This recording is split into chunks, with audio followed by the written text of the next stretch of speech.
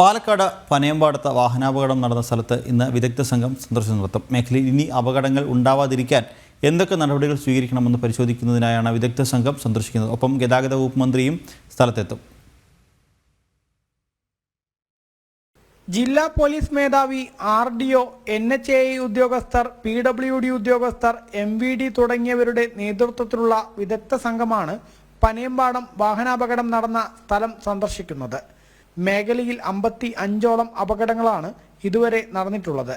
ഇനി അപകടം നടക്കാതിരിക്കാൻ എന്തെല്ലാം മുൻകരുതലുകൾ സ്വീകരിക്കണം, റോഡ് നിർമ്മാണത്തിലെ അപാകതയാണോ അപകടങ്ങൾക്ക് കാരണം തുടങ്ങിയ കാര്യങ്ങൾ പരിശോധിക്കുന്നതിനായാണ് വിദഗ്ധ സംഘം അപകട സ്ഥലത്ത് എത്തുന്നത്. ഇന്നലെ ജില്ലാ കളക്ടറേറ്റിൽ മന്ത്രി K. കൃഷ്ണൻകുട്ടിയുടെ നേതൃത്വത്തിൽ അവലോകന യോഗം ചേർന്നിരുന്നു.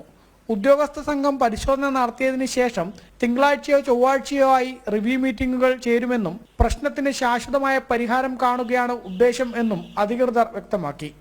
SP-യും RTO, അതുപോലത്തെ NH ഉദ്യോഗസ്ഥർ, PWD ഉദ്യോഗസ്ഥർ, MV അവരെല്ലാം പോയി സ്ഥലം പരിശോധിച്ച് ഒരു സേഫ്റ്റി ഓഡിറ്റ് നടത്തി.